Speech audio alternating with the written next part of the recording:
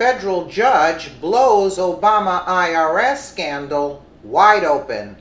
In 2013, the Tea Party was effectively handicapped and later obliterated by the IRS, stonewalling its groups from receiving nonprofit status. Conservatives accused the IRS of targeting the Tea Party solely for its conservative-based politics, but little came of it. Now, however, a federal judge has ordered the IRS to release the names of the employees involved in the scandal and required them to explain why they targeted the Tea Party, according to Fox News. According to the Washington Times, a number of Tea Party groups were reviewed for nonprofit status for a period of 7 years, only to be denied by the IRS. It was only after an order from a federal judge who determined that the IRS was guilty of violating First Amendment rights that the IRS finalized its review of the conservative-based groups. Jay Sekulow of the American Center for Law and Justice, who represented some of the Tea Party groups, said the whole affair smells of corruption. It is clear that we still have an IRS that is corrupt and incapable of self-correction. In 2013, the former head of the IRS division charged with approving nonprofit applications, Lois Lerner, even admitted the IRS was guilty of targeting Tea Party groups because of their politics. That was wrong. That was absolutely incorrect. It was insensitive and it was inappropriate. The IRS would like to apologize for that.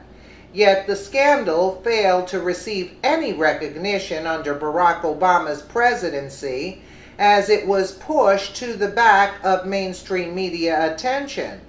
Things are seeming to turn around now thanks to Judge Reggie B. Walton, U.S. District Court Judge of the District of Columbia, who has ordered the IRS to reveal the specific employees involved in targeting the Tea Party groups, which groups were targeted, why it was done, and to create a strategy to prevent a similar event from happening again. Chris Farrell, Director of Investigations and Research at the watchdog group Judicial Watch, said the scandal was, quote, creepy, chilling stuff. And the judge accomplished more with one ruling than all of the rest of the federal government. All three branches over the last 6 years. The IRS is one of the most feared government agencies, and they've gotten a pass in part. Walton is looking for real accountability, and that is so important. The ruling is the result of a number of lawsuits filed against the IRS, particularly for targeting the group True the Vote.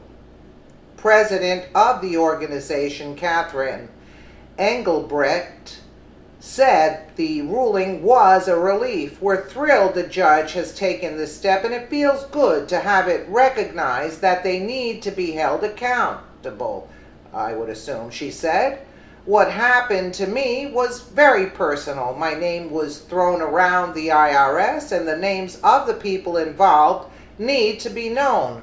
What they did was criminal. Tea Party groups targeted and stonewalled by the IRS may finally get justice thanks to a federal judge who ordered the IRS to release the names of the employees involved in the scandal.